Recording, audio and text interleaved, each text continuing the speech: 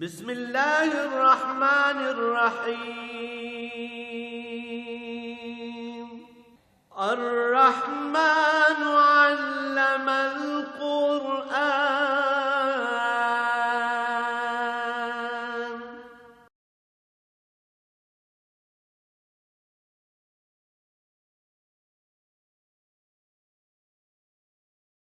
الحمد للہ رب العالمین والصلاة والسلام علی حبیبہ محمد وآلہ وصحبہ اجمعین۔ اعوذ باللہ من الشیطان الرجیم، بسم اللہ الرحمن الرحیم۔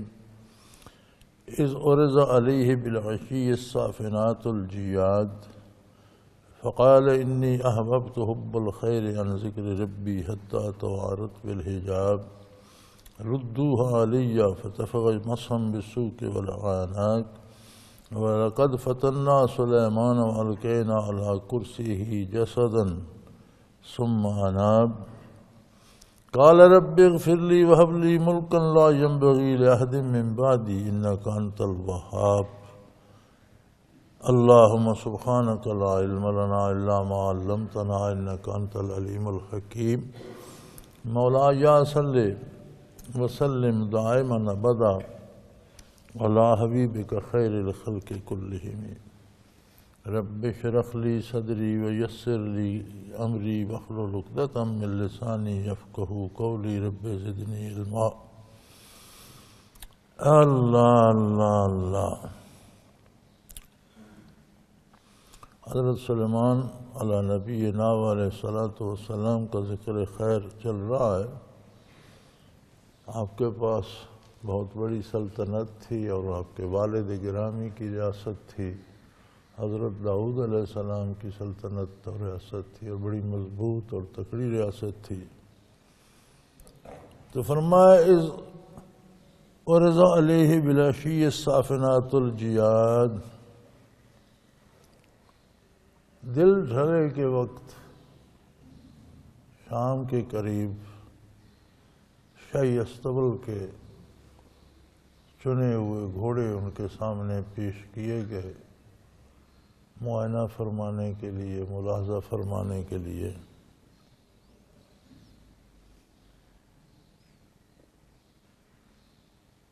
تو اس میں کچھ دیر لگ گئی، ایک ایک گھوڑے کا ملاحظہ فرماتے رہے، سورج غروب ہو گیا۔ فقال انی احببت حب الخیر عن ذکر ربی، انہوں نے فرمایا کہ اس مال اور اس کے حسن اور اس کی خوبصورتی نے مجھے اللہ کے ذکر سے اس قدر بیگانہ کر دیا کہ میں اتنی دیر سے انہیں گھوڑوں کو دیکھ رہا ہوں اور معمولات چھوٹ گئے۔ انی احببت حب الخیر، خیر سرمایہ کو، مال و دولت کو کہتے ہیں کہ میں اپنا سرمایہ دیکھتا رہا، یہ میرا مال تھا، یہ میں گھوڑوں کی ان کی خوبصورتی اور صحت اور کر کاٹ اور وہ دیکھتا رہا، اور اتنی دیر ہوئی کہ سورج غروب ہو گیا۔ فتفقت مسحا بالسوق والعناق، تو انہوں نے دوبارہ طلب فرما لیے اور ان کی ٹانگوں اور گردنوں پر ہاتھ صاف کیے، فرمایا سب اللہ کی راہ میں قربان کر دی۔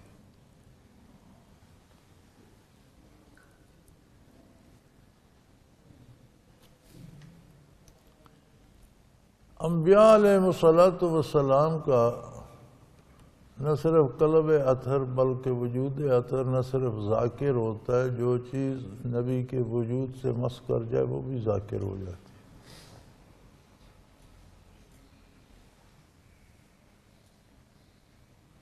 انبیاء کی شان یہ ہوتی ہے کہ ان کا لباس، ان کے نالین مبارک، ہر چیز، کوئی لاٹھی ہاتھ میں رکھتے ہیں، یہ کوئی چیز جو ان سے بدن سے مس کرتی ہے وہ ذاکر ہو جاتی ہے۔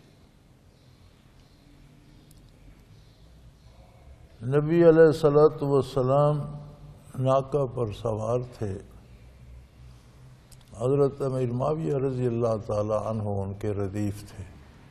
حضور کے پیچھے بیٹھے تھے، اور وہ ذرا بھاری جسم کے تھے، تو کہ حضور صلی اللہ علیہ وسلم کو تکلیف نہ ہو تو اس طرح پیچھے ہٹ کے پیٹ کو کھینچ کر بیٹھے تھے، تو آپ صلی اللہ علیہ وسلم نے پیچھے ہاتھ کر کے کھینچ کے انہیں ساتھ لگایا اور فرمایا میرے ساتھ مس ہوتے رہو، جو چیز میرے بدن سے مس ہو جاتی ہے اس پر دوزخ حرام ہو جاتی ہے۔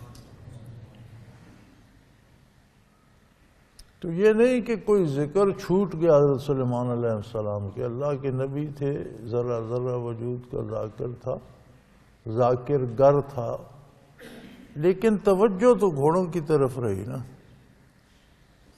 تو انہیں یہ بات پسند نہیں آئی کہ اتنی دیر میں یہ مال و دولت ہی ہے، دنیا کا حسن ہے، تو میں اس میں کھو گیا، تو آپ نے سارے اللہ کی راہ میں ذبح کر کے قربان کر دیا۔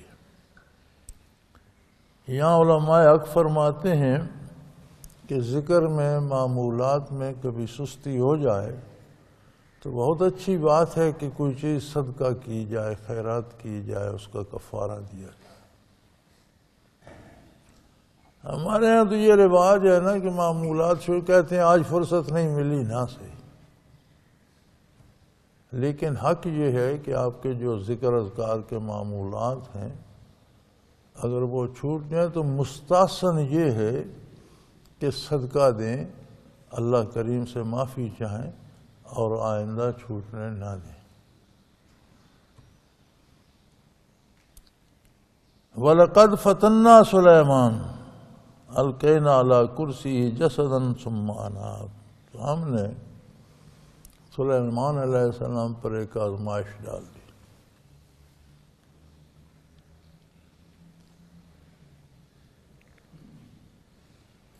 دیکھیں کبھی یوں بھی ہوتا ہے، انہیں خود بھی احساس ہو گیا، پھر انہوں نے کفارہ بھی دیا اور تمام گھوڑے قربان بھی کر دیے، لیکن پھر بھی فرمایا کہ پھر بھی آزمائش آ گئی۔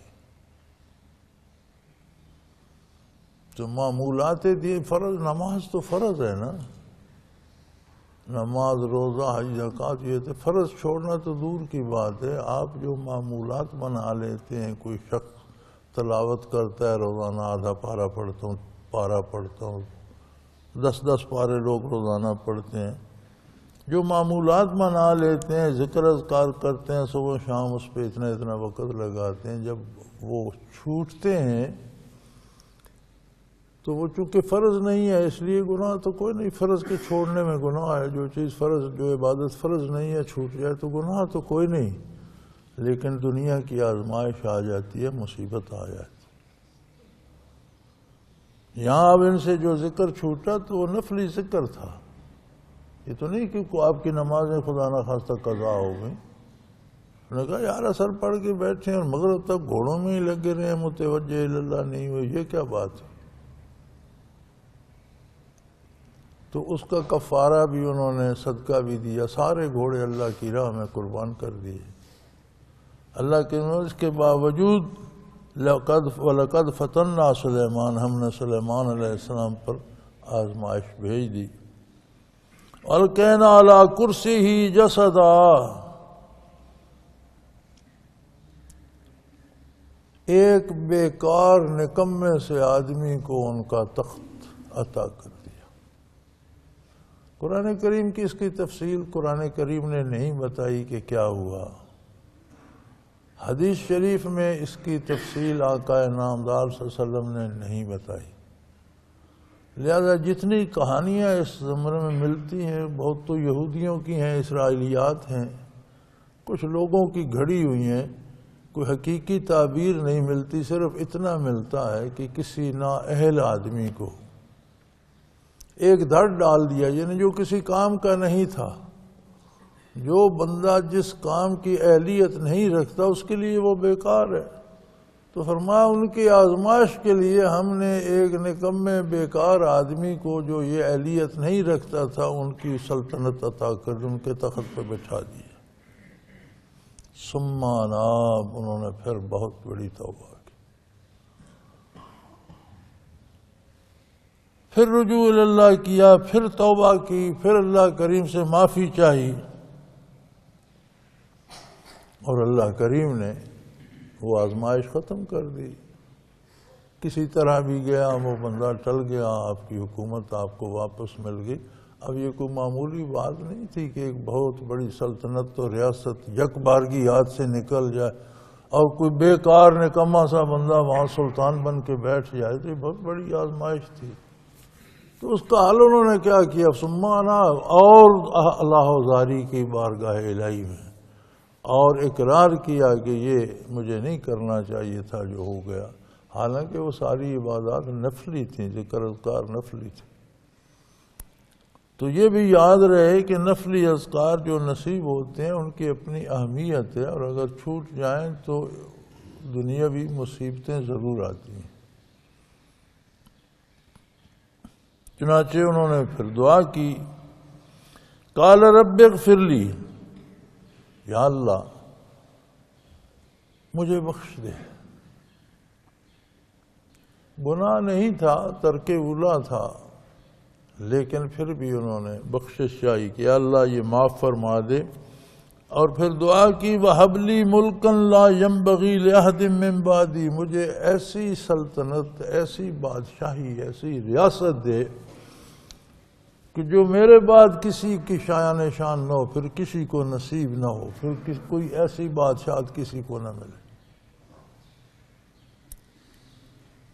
بے شک آپ بہت بڑے عطا کرنے والے ہیں، کوئی آپ کی مثل نہیں، کوئی آپ کی مثال نہیں، آپ جو چاہیں عطا فرما دیں، مجھے ایسی حکومت و سلطنت، ایسی ریاست عطا کر دیں کہ پھر دنیا میں میرے بعد کوئی اس کا تصور بھی نہ کر سکے۔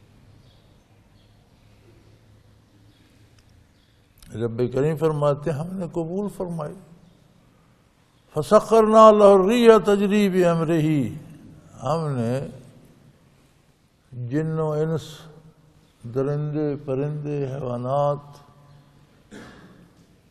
اس کے ساتھ ہواؤں کی ان کی حکومت میں دے دیا، ہوا بھی ان کے لیے مسخر کر دی، جو ان کے حکم سے چلتی تھی۔ تجری بامرہ رخان ہے سو اصاب، اور نہ صرف چلتی تھی، انہیں جہاں جانا ہوتا تھا وہاں انہیں اٹھا کے لے جاتی تھی۔ یہ جو ہوائی جہاز کا تصور ہے یہ بھی وہاں سے ملتا ہے۔ کوئی اتنا بڑا وہ تھا ان کا اڑنے کا، جو اسے آپ ہوائی جہاز کہیں یا اڑن کھٹولا کہیں یا کوئی نام رکھ لیں، کہ وہ اپنے اہل دربار اور لو لشکر سمیت اس پر سوار ہو جاتے اور ہوا کو حکم دیتے، ہوا اٹھا کے لے جاتی۔ مہینے بھر کی راہ قرآن کریم میں آتا ہے کہ وہ مہینے بھر کی راہ ایک ساتھ میں لمحہ بھر میں طے ہو جاتی تھی۔ اسی تصور کی آج مختلف صورتیں ہیں، اور آج بھی جو ہوائی جہاز اڑ رہا ہے اسے صرف ہوا ہی اڑاتی ہے۔ یہ ہوائی جہاز کے انجن کا صرف ایک کام ہے کہ آگے سے ہوا وصول کرتا ہے بڑی تیزی سے اور اسے بڑی تیزی سے پیچھے چھوڑتا ہے، وہی ہوا جو ہے وہ جہاز کو اڑائے پھرتی ہوتی۔ جو فرمایا ان کے پاس کوئی انجن مشین نہیں تھی، ہوا کو حکم دیتے تھے تو وہ ان کے تخت کو اٹھا لیتی تھی اور لو لشکر سمیت جہاں حکم دیتے تھے پہنچا دیتی تھی۔ وَسَخَّرْنَا لَهُ الرِّيحَ، ہم نے ہوا کو ان کے تابع کر دیا، تجری بِأَمْرِهِ، جو ان کے حکم سے چلتی تھی، رخان ہے سو اصاب، جہاں وہ چاہتے وہاں پہنچا دیتی۔ وَالشَّيَاطِينَ كُلَّ بَنَّاءٍ وَغَوَاصٍ، اور ہم نے بڑے بڑے جنات، سرکش جنات کو بھی ان کے تابع کر دیا۔ ان میں کچھ ایسے تھے جو محل تعمیر کرتے تھے، کچھ ایسے تھے جو سمندروں میں غوطے لگا کر جواہرات اور موتی نکال لاتے تھے۔ وآخرین مقرنین فی الاسواد، اور ایسے بھی تھے جنہیں سلیمان علیہ السلام زنجیریں پہنا کر قید کر دیتے تھے۔ انسانوں پر تو آپ کی ریاست تھی ہی، حیوانات پر بھی اللہ نے عطا کر دی، ہوا پر بھی عطا کر دی، نباتات پر بھی عطا کر دی، جنات پر بھی عطا کر دی۔ اب اللہ کے نبی ہیں، اور حکمران بھی ہیں، شہنشاہ بھی ہیں، بہت بڑی ریاست بھی ہے۔ جنات کو اللہ نے ان کے تابع کر دیا، لیکن پھر بھی اتنے سرکش تھے کہ سلیمان علیہ السلام بھی انہیں زنجیریں پہنا کر قید کر دیتے تھے، اس کے باوجود سرکشی کرتے تھے۔ اور یہ جو نتھو پھتو ایرا غیرہ ہر کوئی دعویٰ کیے پھرتا ہے میرے جن تابع ہیں، یہ کس کھیت کی مولی ہیں؟ یہ اندازہ کریں، قرآن کریم بتا رہا ہے کہ اللہ نے جن ان کے تابع، اس کے باوجود ان سے سرکشی کرتے تھے، حتیٰ کہ وہ انہیں زنجیروں میں جکڑ کر قید خانے میں ڈال دیتے تھے۔ تو یہ جو ٹکے ٹکے کے لوگ اور روپیہ روپیہ مانگ کر رات دن بسر کرتے ہیں گدا کر کے، یہ کیسے جنوں کو قابو کیے بیٹھے؟ یہ سارے خرافات ہیں، بکواس ہیں۔ کوئی جن ون قابو ان سے نہیں ہوتے، شیطان ان کے ساتھ لگ جاتے ہیں، جنہیں یہ عامل کہتے ہیں۔ عامل کون سی مخلوق ہے بھائی؟ انسان مخلوق ہے، جن مخلوق ہے، فرشتہ مخلوق ہے۔ یہ عامل نام کی مخلوق نہ قرآن میں نہ حدیث میں کوئی نہیں۔ یہ عامل کیا ہے؟ جی یہ میرے عامل ہیں، یہ عامل شامل سارے شیطان ہوتے ہیں۔ یہ سمجھتے ہیں ہم نے جن قابو کیا ہے، شیطان سمجھتا ہے کہ ایک بندہ قابو آ گیا، اب اس کے کہنے پہ کچھ تھوڑے موڑے شوب دے کر دو تاکہ اسے ہتھیار بنا کر لوگوں کو گمراہ کیا جائے۔ آپ کسی عامل سے یہ ثابت کر سکتے ہیں کہ اس کے پاس جانے والے نے ہدایت پائی؟ کبھی نہیں۔ اگر ہدایت پر بھی تھا، عامل کے پاس گیا گمراہ ہو جائے گا، بدعات میں چلا جائے گا، گناہوں میں چلا جائے گا، برائی میں چلا جائے گا۔ تو یہ سارے شیطانی تماشے ہیں، اور یہ کہنا لوگوں کو عظمت الہی کا احساس نہیں رہا، ہمیں یہ اندازہ نہیں رہا کہ اللہ کتنا بڑا ہے اور اس کی قدرت کتنی کامل ہے اور اس کی ہر چیز پہ گرفت کتنی ہے۔ پھر بڑے آرام سے کہہ دو جی میری تو نوکری کسی نے بند کر دی، میری 3 سال ہوئے اولاد نہیں ہوئی، 4 سال ہو گئے نہیں، کسی نے بند کر دی۔ خدا کے بندے، جس روح کو اللہ نے پیدا کرنا ہے اسے روکے گا کون؟ اور جس کو اس نے پیدا نہیں کرنا اسے لائے گا کون؟ یہ نہ کسی سے بند ہوتی ہے نہ کھلتی ہے، ہر متنفس کا ازل سے فیصلہ ہو چکا ہے۔ کون دنیا پہ جائے گا، کتنا عرصہ رہے گا، کیسا ہوگا، اچھا برا، چھوٹا بڑا، خوبصورت بدصورت، عقل مند یا بے، کیا ہوگا، سب فیصلہ نبی صلی اللہ علیہ وسلم کا ارشاد ہے کہ قلم خشک ہو چکے، اللہ کے پروگرام کے مطابق چلتا رہتا ہے۔ ہاں بندے کے پاس ہے، دعا کرے نیک اولاد کے لیے، اسی اللہ سے درخواست کرے، اولاد ہوگی نہ ہوگی، مانگنے کا جو اجر ہے وہ تو ملے گا، دعا کا اجر تو ملے گا، اور دعا ایک درخواست ہوتی ہے۔ یہ بھی لوگوں کو شکایت ہوتی ہے میں نے اتنا عرصہ دعا مانگی قبول نہیں، یار دعا تھی، حکم تھا، جو تم نے دیا وہ حکم تھا کہ اس کی تعمیل ہونی چاہیے تھی، حکم نہیں تھا تو دعا تو ایک درخواست ہوتی ہے، مالک کی مرضی سن لی اس کی، لیکن وہ کوئی دعا رد نہیں فرماتا، ہر دعا قبول کرتا ہے۔ کبھی جو ہم مانگ رہے ہوتے ہیں ویسے ہی ہو جاتا ہے، لیکن اس میں کوئی وقفہ آ جاتا ہے، کچھ دیر ہو جاتی ہے۔ کبھی جو ہم مانگ رہے ہیں اس کے بدلے اس سے بہتر چیز دے دی جاتی ہے، نہیں تو آخرت کے لیے اللہ کریم رکھ لیتے ہیں، میدان حشر میں اس کا بدلہ اس کو دیں، ضائع نہیں ہوتی۔ دعا کریں، علاج کریں، دوائی لیں، کوئی حرج نہیں ہے۔ کوئی خراب ہے نظام جسم کا تو اس کی اصلاح کے لیے دوائی، لیکن یہ وہم کرنا فلاں نے بند کر دیا، فلاں نے روک دیا، فلاں عورت نے رکوا دیا، فلاں بھابھی نے، یہ سارے فضول باتیں ہیں۔ اب سلیمان علیہ السلام کے تابع کر دیے جن اللہ نے، اللہ کریم ہی بتا رہے ہیں، اس کے باوجود ان کی بھی نافرمانی کرنے سے باز نہیں آتے تھے اور وہ انہیں زنجیروں میں جکڑ کر قید کر دیتے تھے۔ ھذا عطاؤنا فامنن او امسک بغیر حساب، فرمایا یہ ہماری عطا ہے، یہ ہماری بخشش ہے، ہم نے اتنا وسیع ملک اور اتنے اختیارات آپ کو عطا کر دیے، اب آگے ان چیزوں کو بندوں تک پہنچانا ہم نے آپ پر موقوف کر دیا۔ میری مخلوق میں سے لوگوں کو انصاف پہنچائیں، لوگوں کو ان کے حقوق پہنچائیں، یہ اب آپ کے اختیار میں ہے۔ اب یہ آپ سے پوچھا جائے گا کہ وہ آپ نے کس طرح پہنچائے، حق ادا کیا یا نہیں کیا۔ تو حکومت واقعی اللہ کا احسان ہوتی ہے اگر اللہ کے قرب کے لیے، اللہ کی اطاعت کے لیے اور اللہ کے دین کے نفاذ کے لیے ہو، پھر وہ اللہ کی امانت بھی ہوتی ہے، اللہ کا انعام بھی ہوتی ہے، اور اس کے لیے کوشش بھی کرنی چاہیے اور اس کا حق ادا کرنا چاہیے کہ چیزیں آ کر حکمرانوں کے ہاتھ میں اٹک جاتی ہیں، مخلوق تک پہنچانا ان کی ذمہ داری ہوتی ہے کہ پھر وہ کتنی دیانت اور امانت سے لوگوں کے حقوق ان تک پہنچاتے ہیں۔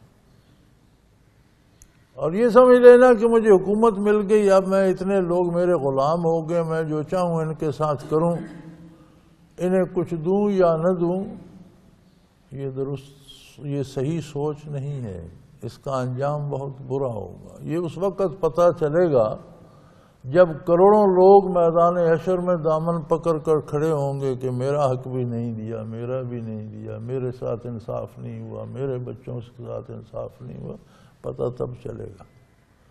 وہی بات یہاں ہو رہی ہے، عطاؤنا، یہ ہماری عطا ہے، ہم نے آپ کو اختیارات دے دیے، حکومت دے دی، سلطنت دے دی، وسائل پہ آپ کو اختیارات حاصل ہیں، اسباب آپ کے قبضے میں ہیں۔ فَامْنُنْ وَأَمْسِكْ بغیر حساب، اب آپ کتنا کس کو دیتے ہیں، کتنا نہیں دیتے، اب یہ آپ کے اختیار میں ہے۔ إِنَّ لَهُ عِنْدَنَا لَزُلْفَ وَحُسْنَ مَآبٍ، اور فرمایا وہ تو میرے نبی تھے، نہ صرف بادشاہ نہیں تھے، ہم نے تو بے حساب انہیں کوئی حد حساب نہیں جتنی نعمتیں ہم نے ان کے قبضے میں دے دی۔ اور فرمایا اب بندوں کے اور میرے درمیان وسیلہ آپ آ گئے ہیں، اب یہ میری نعمتیں آپ کے قبضہ میں ہیں، آپ انہیں ان کے مستحقین تک کیسے پہنچاتے ہیں، یہ آپ کی ذمہ داری ہے۔ پھر فرمایا اِنَّ لَهُ عِنْدَنَا لَزُلْفَىٰ وَحُسْنَ مَآبٍ،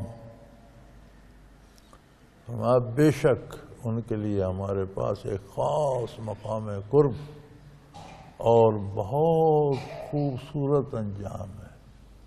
اللہ کے نبی ہیں، پوری دیانت سے، پوری امانت سے مخلوق میں سے ایک ایک فرد کا حق اس تک پہنچائیں گے، اس پر بخشش کریں گے، عطا کریں گے، حق سے زیادہ دیں گے، کسی کے حق میں کمی نہیں ہوگی، اس لیے کہ ان کا مقام قرب الہی ہے، واصل باللہ ہے، اور نیک انجام ہے ان کا، حسن مآب، بہت نیک انجام۔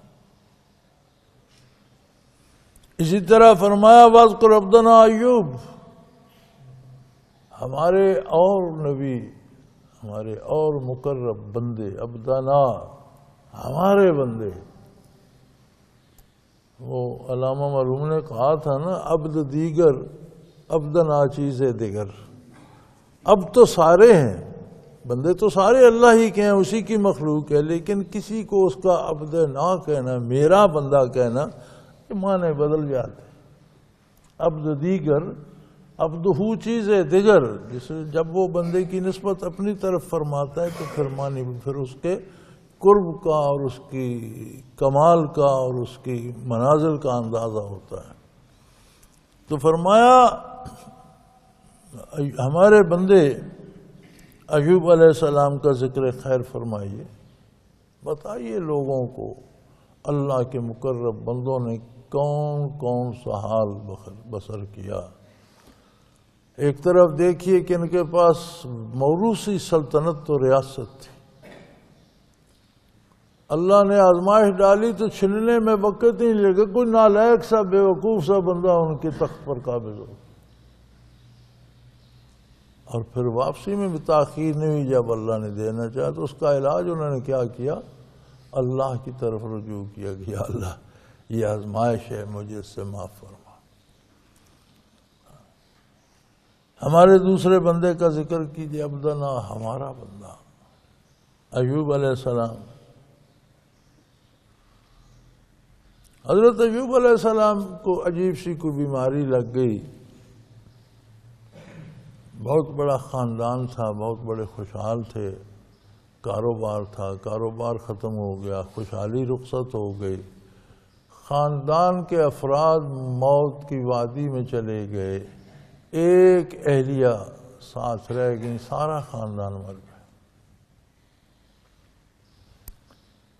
آپ اس قدر بیمار ہوئے کہ حرکت کے قابل نہ رہے.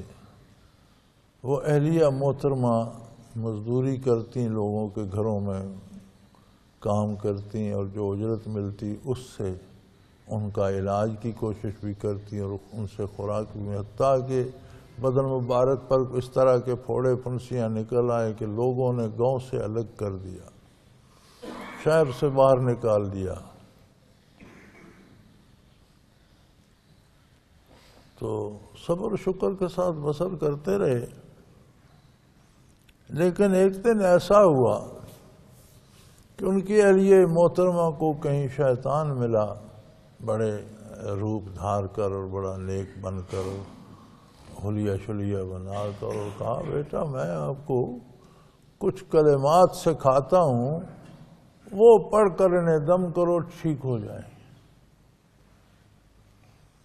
وہ جب آپ کے پاس واپس پہنچی اور انہوں نے عرض کی حضرت سے کہ مجھے ایک بزرگ ملے تھے اور انہوں نے مجھے کچھ کلمات سکھائے ہیں کہ یہ آپ پر دم پڑوں گا آپ ٹھیک ہو جائیں گے، تو اللہ کے نبی تھے، ان فوراً پہچان گئے یہ تو شیطان کی بات ہے.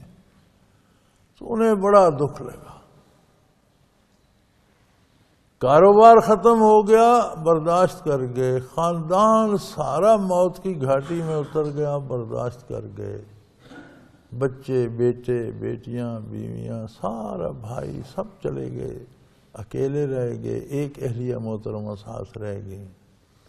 بدن چھلنی ہو گیا، اہل شہر نے شہر سے باہر نکال دیا. لیکن جب شیطان نے کوشش کی ان کی اہلیہ مبارکہ کو بہکانے کی تو برداشت نہ کر. یا اللہ یہ دن بھی آنا تھا کہ شیطان نے مجھ پہ بھی وار کرنا تھا. ہم تو ساری عمر روتے رہتے ہیں نا کہ میری فلاں گائے مر گئی، فلاں بھینس مر گئی، فلاں مکان چلا گیا. کسی چیز کی یہ پرواہ اللہ کے نبی نے نہیں کی. لیکن جب شیطان نے مداخلت کرنا چاہی تو چیخ اٹھے کہ یا اللہ یہ دن بھی آنے تھے، شیطان کی اتنی جرأت.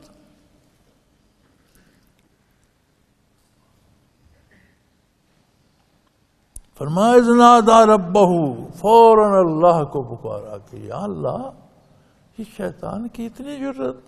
انی مسنی الشیطان بنصب، آج تو شیطان بھی مجھے دکھ دینے لگا. یا اللہ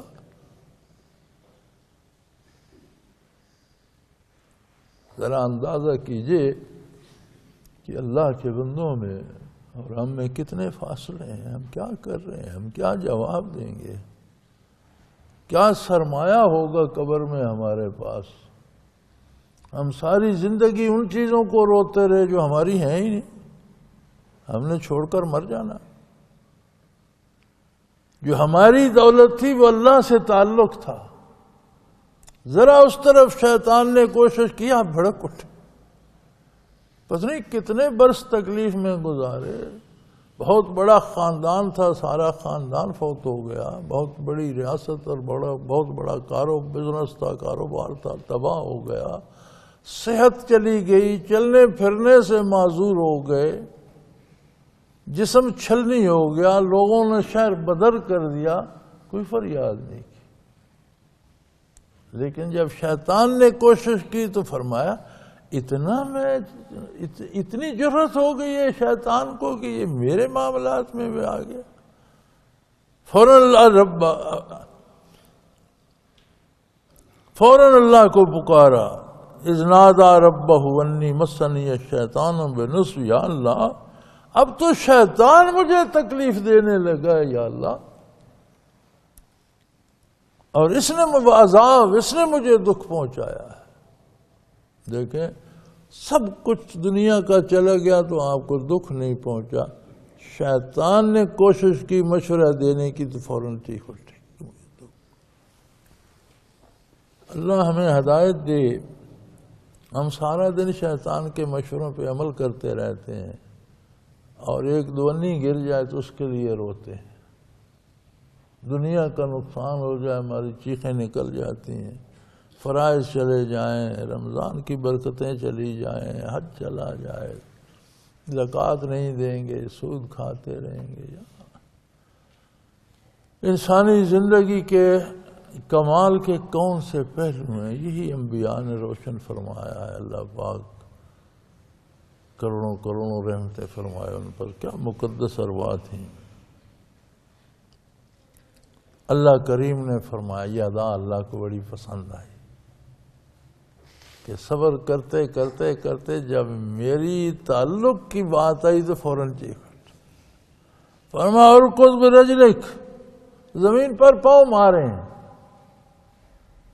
کیا قادر ہے، وہی زمین پر تھی جس پر کتنے عرصے سے پڑے ریڑیاں رگڑ رہے تھے، فرمایا زمین پر پاؤں ماریں، ارکض برجلک ھذا مغتسل بارد وشراب، دیکھو چشمہ جاری ہو گیا ہے، اس سے نہائیں بھی اور پئیں بھی، مزیدار بھی ہے، ٹھنڈا پانی ہے، اور اس سے خوب مل کر نہائیں، اور یہی پانی پئیں، جب آپ اس سے نہائے پانی پیا تندرست و توانا ہو، ساری بیماری بھی چلی گئی اور قوتیں بھی واپس آ گئیں، جوان رانا بن گئے۔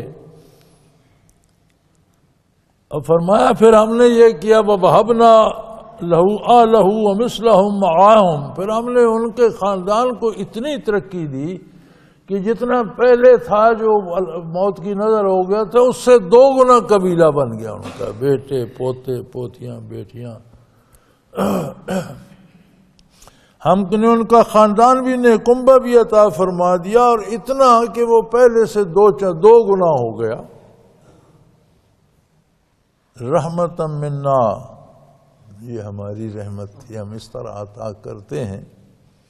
وذکریٰ لأولی الالباب، اور جن کی عقل سلامت ہے اس میں ان کے لیے نصیحت ہے کہ دار دنیا اللہ عطا فرمائے، اختیارات اللہ عطا فرمائے، جائز حلال وسائل سے اور حلال وسائل پر خرچ کرنے کے لیے تو یہ اللہ کی عطا ہے۔ کوئی نیک آدمیوں کا مفلس ہونا ضروری نہیں ہے۔ ایک تصور ہمارے یہاں یہ بھی ہو گیا کہ نیک وہی ہے جو جنگلوں میں رہتا ہے، روکھا سوکھا کھاتا ہے، نہ اس کے پاس کپڑے ہیں نہ جوتا ہے، ایسی بات نہیں ہے۔ اللہ کے نیک بندے ہر حال میں ہیں، غریبی میں بھی ہیں، امیر بھی ہیں، بادشاہ بھی ہیں، فقیر بھی ہیں۔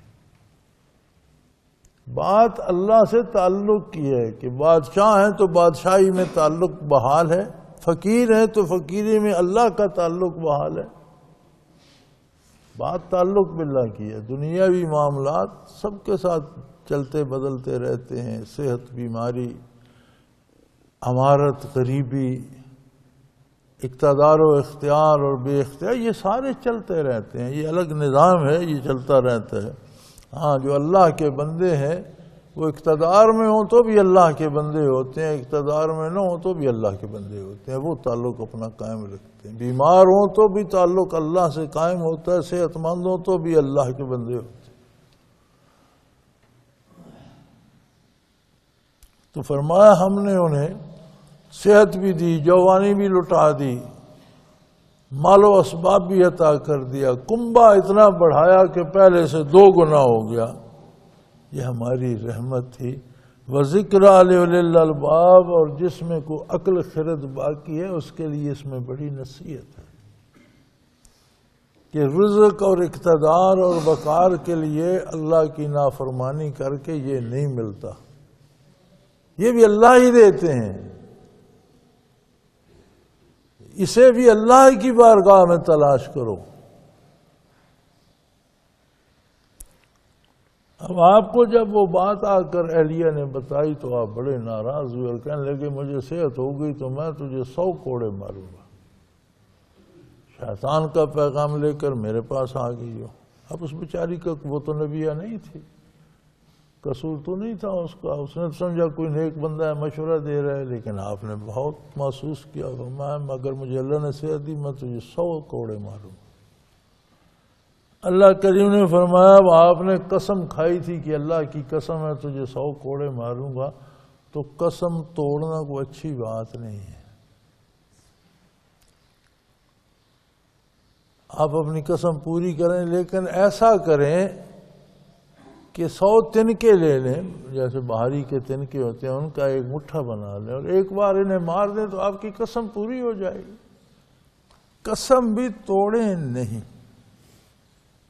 ہمارے ہاں تو اب قسم مذاق بن گئی ہے نا، ہم تو ویسے بات کرتے ہوئے روا روی میں کہتے ہیں اللہ کی قسم یہ ایسا ہے، یعنی وہاں ضرورت نہیں ہوتی، کوئی اگلا مطالبہ نہیں کر رہا ہوتا کہ قسم کھاؤ، ہم روا روی میں ہمارا تو یہ طرز تخاطب بن گیا ہے نا۔ حالانکہ قسم کھانا، اور پھر یہاں سے علماء لکھتے ہیں کہ اس کا قصور نہیں تھا، اللہ کریم نے اس کی صفائی دی اور ہیلا بتایا، اس بیچاری کو کیا پتا، تو ان کی خیر خواہی میں وہ بات لے آئی۔ پھر بھی اللہ کریم نے فرمایا کہ قسم پوری کرنا اچھی بات ہے، یعنی آپ نے ایک کام پہ قسم کھائی وہ کام نہیں ہوا تو جو قسم کھائی تھی وہ پوری کر لیں، اچھی بات۔ یا ایسا ہیلا کریں کہ الفاظ پر عمل ہو جائے، قسم کھائی تھی 100 کوڑے ماروں گا، فرمایا 100 تنکے اکٹھے کر لیں، ایک مٹھا بنا لیں، ایک ہی بار مار دیں تو وہ قسم آپ کی پوری ہو جائے گی۔ تو فرمایا اصل تو قسم کھاؤ نہیں، قسم کھاؤ تو وہ پوری کرو، اور اگر وہ بات صحیح نہ بھی ہو، ویسا نہ بھی ہو، اب ان کا جرم تو ثابت نہیں ہوا، تو پھر بھی قسم پوری کرو، تو یا قسم کھاؤ ہی نہیں۔ فرمایا خذ بیدک دقسا فاضرب بہ، آپ 100 تنکے ایک مٹھا تیلیوں کا جھاڑو کی طرح بنا لیں، وہ ایک ہی بار انہیں مار دیں، آپ کی قسم پوری ہو جائے گی۔ ولا تخنس، اور قسم توڑیں نہیں، یعنی اللہ کی قسم توڑنے کی جرات نہیں کرنی چاہیے۔ آپ کھائیں نہیں، یا پھر وہ بات پوری کریں جس پر قسم کھائیے، چونکہ آپ نے اللہ کو درمیان میں گواہ مقرر کیا۔ انا وجدناہ صابرا نعم العبد انہ اواب، ہم نے انہیں بہت صبر والا پایا۔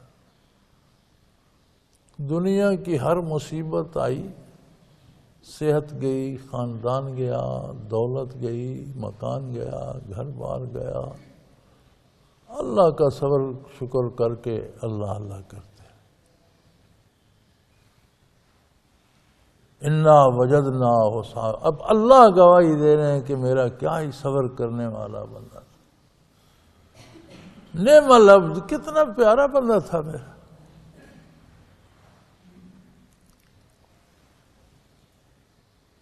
اللہ کے بندوں کی شان ہے۔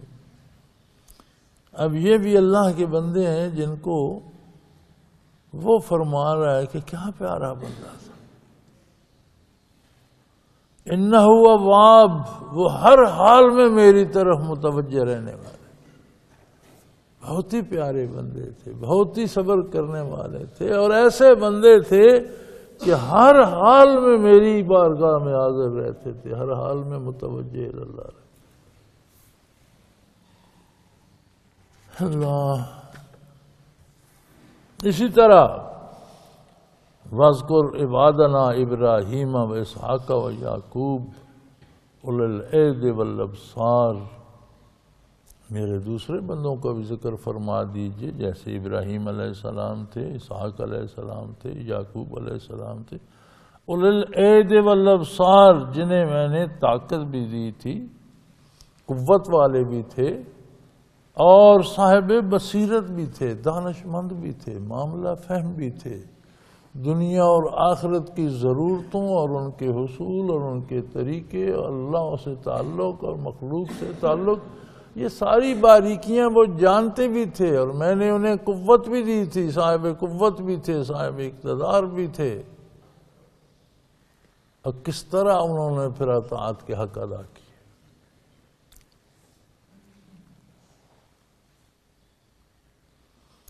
انا اخلصناہم بخالصۃ ذکر الدار۔ کمال کیا تھا ان کا؟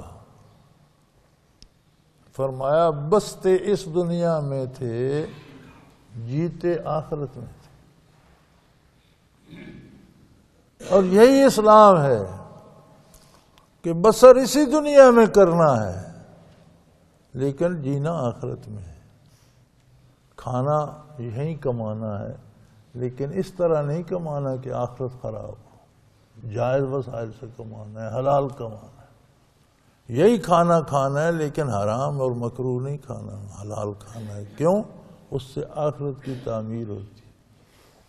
سارے کام وہی ہیں، اسی دنیا کے کرنے ہیں، کھانا پینا سونا جاگنا، شادی بیاہ مکان بیوی بچے ماں باپ بہن بھائی،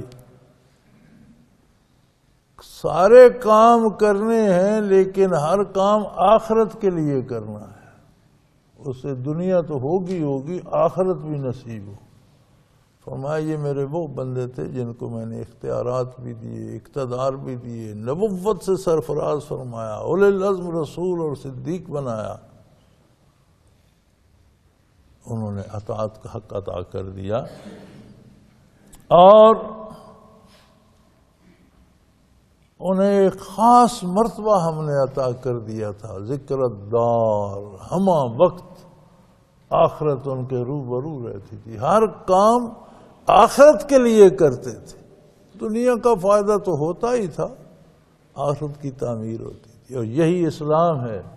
اسلام نے زندگی کی کسی کام سے نہیں روکا، نہ کاروبار سے، نہ تجارت سے، نہ ملازمت سے، نہ کھیتی باڑی سے، نہ کھانے سے، نہ پینے سے، نہ سونے سے، نہ جاگنے سے، نہ شادی سے، نہ گھر بنانے سے، نہ سیاست کرنے سے، نہ حکومت، کسی کام سے نہیں روکا۔ ہر کام جو ہو سکتا ہے کرو، لیکن کرو اللہ کے بتائے ہوئے طریقے کے مطابق، تو دنیا کا کام بھی ہوگا، تعمیر آخرت بھی ہوگی۔ تو میرے یہ بندے تھے جنہیں میں نے بہت اونچے منازل اور بہت اونچی بلندیاں عطا فرمائی تھیں، میرے قرب کے منازل تھے، میرے نبی تھے، رسول تھے اللہ کے، لیکن وہ آخرت کے لیے جیتے تھے۔ وَإِنَّهُمْ عِندَنَا لَمِنَ الْمُصْطَفَيْنَ الْأَخْيَارِ، اور یہ ایسے لوگ تھے کہ گنے چنے لوگوں میں ہمارے مقرب بندے تھے۔ کتنی مخلوق ہے اللہ کی، کب سے یہ کرۂ ارض انسانوں سے آباد ہے اور کب تک آباد رہے گا، کتنے اربوں خربوں آئے گزر گئے، کتنے ابھی باقی ہیں، کتنے زمین پر بس رہے ہیں۔ فرمایا اس اتنی مخلوق میں جو گنتی کے بندے ہوتے ہیں، یہ انبیاء ان میں سے ہیں، یہ میرے رسول تھے، میرے نبی تھے، اور میری مخلوق میں چنے ہوئے اور گنتی کے افراد میں سے تھے۔ وَاذْكُرْ إِسْمَاعِيلَ وَالْيَسَعَ وَذَا الْكِفْلِ، آپ اسماعیل علیہ السلام کا ذکر خیر کیجئے، الیسع علیہ السلام کا کیجئے، ذوالکفل علیہ السلام کا ذکر کیجئے۔ کل من الاخیار، یہ سارے اللہ کے پسندیدہ لوگ تھے۔ سارے نبی چنے ہوئے ممتاز لوگ ہوتے ہیں۔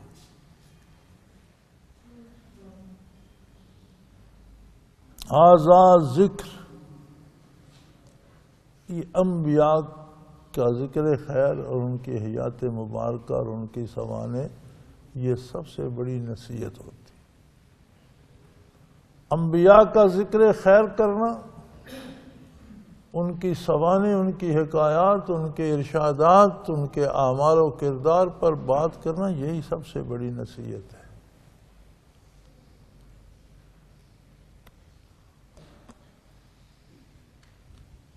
وَإِنَّ لِلْمُتَّقِينَ لَحُسْنَ مَآبٍ، اور اس سارے ذکر خیر سے نتیجہ یہ نکلتا ہے کہ جو تقوی اختیار کرے گا اس کو اچھا انجام نصیب ہوگا۔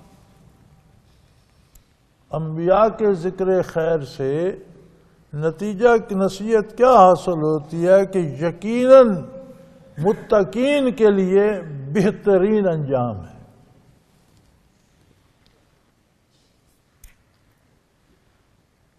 جب چیزیں بگڑتی ہیں نا، مزاج بگڑتے ہیں، تاثیریں بدل جاتی۔ اچھا بھلا بندہ ہے، طبیب کہتا ہے اسے کھانا نہ دو، روٹی نہ دینا، اسے چاول ابال کر دے گا۔ یار پیدا ہوا جب سے غذا لینے لگا ہے، کھانا کھانے لگا ہے، دن میں 3 بار کھاتا تھا، نہیں آج اس کا مزاج بگڑا ہوا ہے، کھانے سے مر جائے گا، پھر ٹھیک ہو جائے گا مزاج، پھر کھا۔ ہماری بدبختی یہاں تک پہنچ گئی ہے کہ ہم جب نبی کریم صلی اللہ علیہ وسلم کا ذکر خیر کرتے ہیں تو اس میں بھی اتنے رواجات ڈال دیتے ہیں کہ وہ ہمارے لیے وبال جام بن جاتے ہیں اور مصیبت بن جاتے ہیں۔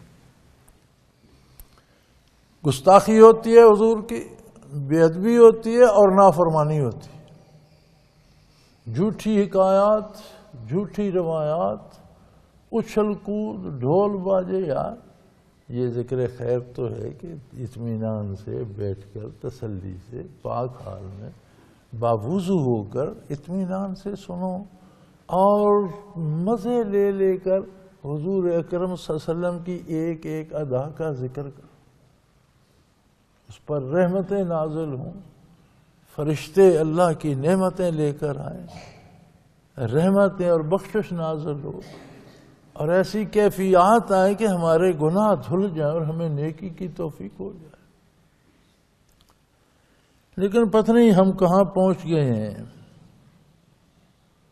کہ یہ قرآن کریم کی یہ آیات جو ہیں یہ یاد دلاتی ہیں، بار بار قرآن کہہ رہا ہے وَاذْكُرْ، کیجئے بات ابراہیم علیہ السلام کی کیجئے، اسحاق علیہ السلام کی کیجئے، یعقوب علیہ السلام کی کیجئے، وَاذْكُرْ اسماعیل علیہ السلام کی بات کیجئے، فلاں کی کیجئے۔ اس کا مطلب ہے ذکر انبیاء کرام علیہ السلام بھی مقصود قرآن ہے، یہ اصلاح کے لیے ضروری ہے۔ یہ سبق ہے بندے کی زندگی کے لیے کہ یہ بھی اللہ کے بندے تھے، اسی سورج کے نیچے زندہ رہے، اسی برسات میں انہوں نے بھی بسر کی، اسی زمین پر وہ بھی بسر کر کے گئے، اور کیا حق ادا کیا اللہ کی اطاعت کا۔ لیکن یہ تو نہیں کہ ان کا نام لے کر ان پر بہتان لگانے لگ جاؤ، ڈھول باجے بجانے لگ جاؤ، توہین کرنے لگ جاؤ، تو ہم نے اس آب حیات میں بھی زہر گھول دیا۔ یہ جو انبیاء علیہ السلام کا تمام انبیاء میں سے کسی نبی کا بھی ذکر خیر کرنا آب حیات ہے، لیکن کوئی آب حیات میں بھی زہر گھول دے تو پھر اس کی پلے کیا بچے گا۔ اعلیٰ درجے کی دوا تھی، ہم نے اس میں بدعات کا اور مشرکانہ رسومات کا زہر گھول دیا۔ کتنی بد نصیبی ہے ہماری۔ فرمایا یہ ایسی نصیحت ہے، انبیاء علیہ السلام کا ذکر خیر کرنا، ان سے عقائد کا لینا، ان سے کردار کا لینا، ان کی برکات کا ذکر خیر کرنا، یہ سب سے بڑی نصیحت ہے۔ ھذا ذکر، یہی تو ذکر، یہی تو نصیحت ہے، یہی تو وہ مثالی ہستیاں ہیں جنہیں دیکھ کر انسانوں نے اپنی عاقبت تعمیر کرنی ہے۔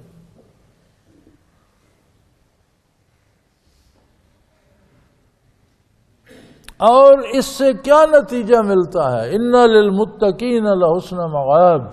انبیاء کے ذکر خیر سے یہ بات سمجھ میں آتی ہے کہ جو لوگ خلوص دل سے اللہ کی اطاعت کرتے ہیں، اچھا انجام انہی کو نصیب ہوتا ہے۔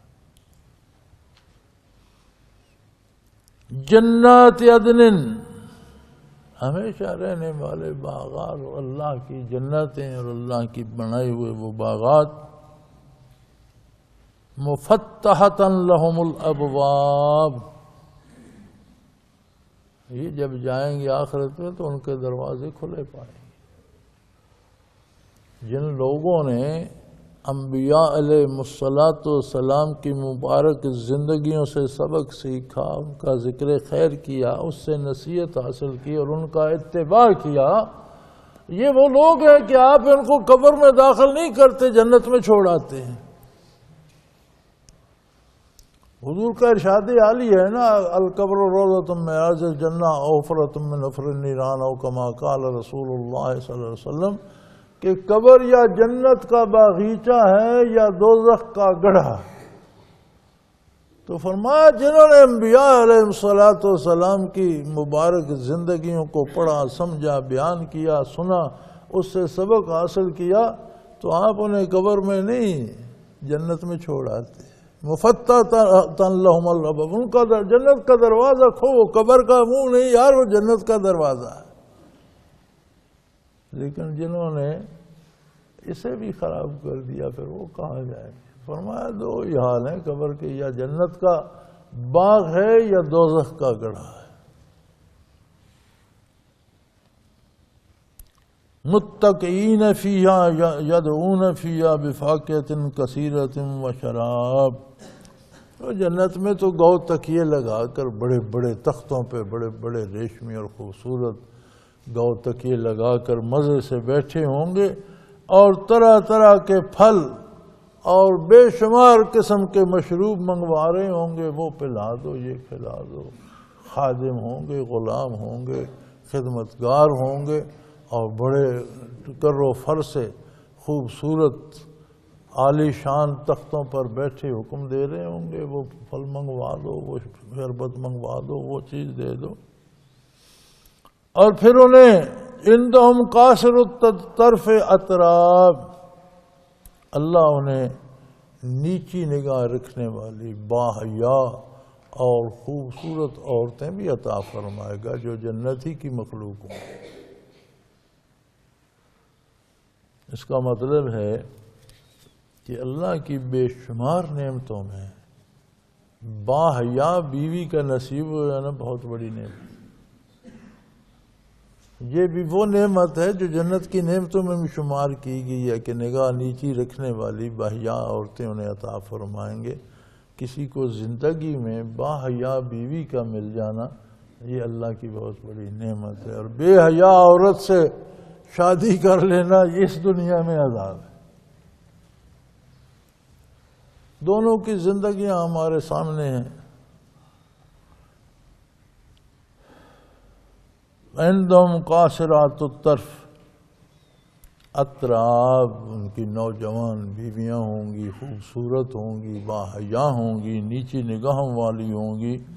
ھذا ما توعدون یوم الحساب، اور ارشاد ہوگا لوگوں یہی وہ جنت ہے جس کا میں نے تم سے وعدہ کیا تھا، اپنے نبی کی معرفت جس کی خبر دی تھی اور جن نعمتوں کا ذکر کیا تھا، تم نے میرے نبی کے اتباع کا حق ادا کر دیا، اور ہم نے تمہیں وہ عطا کرنے کا حق ادا کر دیا، اسے انجوائے کرو، یہ لو، یہ ہے جنت۔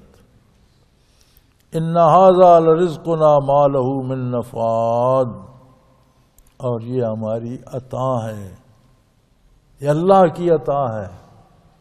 کوئی بھی مخلوق آپ کو کتنا بھی انعام دے دے تو ایک دن وہ ختم ہو جائے گا۔ یہ میری عطا، یہ ختم نہیں ہوگا، یہ اللہ کی عطا ہے، یہ کبھی ختم نہیں ہوگی، تم بھی ہمیشہ رہو، یہ انعامات بھی ہمیشہ بڑھتے رہیں گے۔ وآخر دعوانا ان الحمدللہ رب العالمین۔ اللہ اللہ اللہ اللہ اللہ اللہ اللہ اللہ۔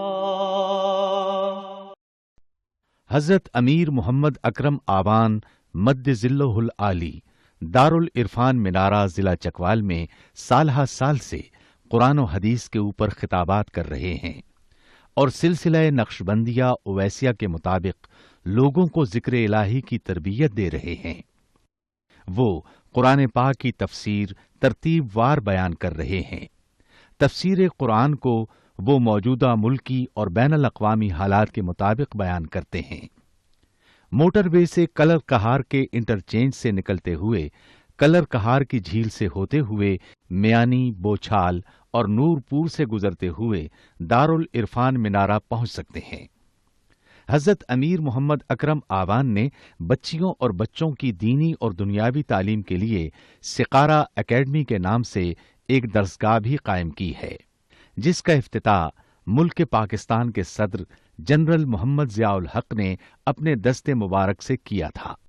वो तमाम अहबाब जो इस्लाम की तलब रखते हैं, उनसे गुजारिश है कि दारुल इरफान मिनारा ज़िला चकवाल में अमीर मोहम्मद अकरम आवान साहब के खिताबात से मुस्तफ़ीद हों। वो हर जुमे को नमाज से पहले बयान फरमाते हैं। हर माह की पहली इतवार को माहाना इज्तिमा होता है, जिसमें आप खुसूसी खिताब फरमाते हैं और पाकिस्तान के चारों सूबों से अहबाब इस इज्तिमा में शिरकत करते हैं। इसके अलावा यहाँ साल में 2 मरकजी इज्तिमात भी होते हैं, एक रमज़ानुल मुबारक में एतिकाफ का इज्तिमा और दूसरा जुलाई और अगस्त में 40 दिन का इज्तिमा होता है, जिसमें रूहानी तरबियत की जाती है। अपना खून सीमाब देकर इतना हम कर जाएंगे, नाम आका का चमन में फिर रकम कर जाएंगे।